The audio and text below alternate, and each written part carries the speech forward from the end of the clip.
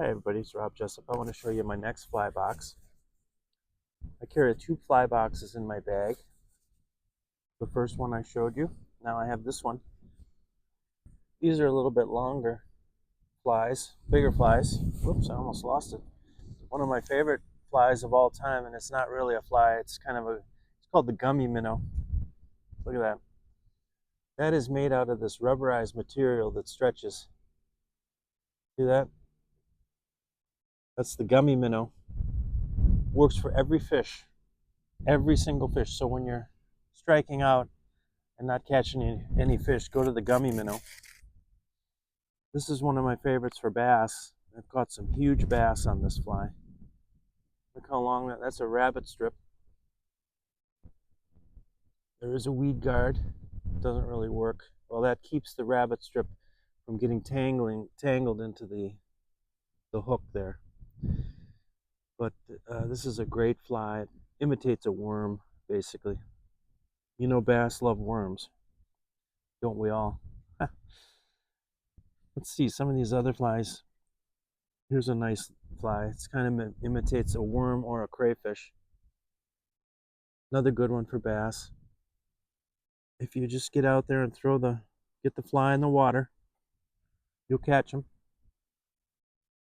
Here's a trout minnow that I love.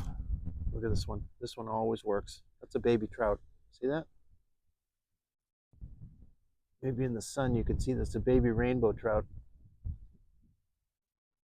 And yes, all fish eat their babies when they're hungry.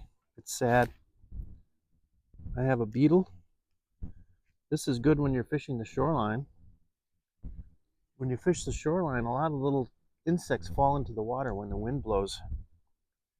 And this is a beetle. As you can see that? It's a little beetle fly. That'll often drop into the water from a tree or from a branch, and then the bass or the trout will come up and just whack it. So if you're fishing the shoreline, that's a good one. And let's do a couple more. This is like a mini muddler, but it's more of a grasshopper muddler. Look at this little guy. He's just great. This is a great little fly. When it's hopper season, you can catch a lot of bass on this. Can you see that? See those legs? Those are hopper legs. You want those on there because they kind of undulate in the water.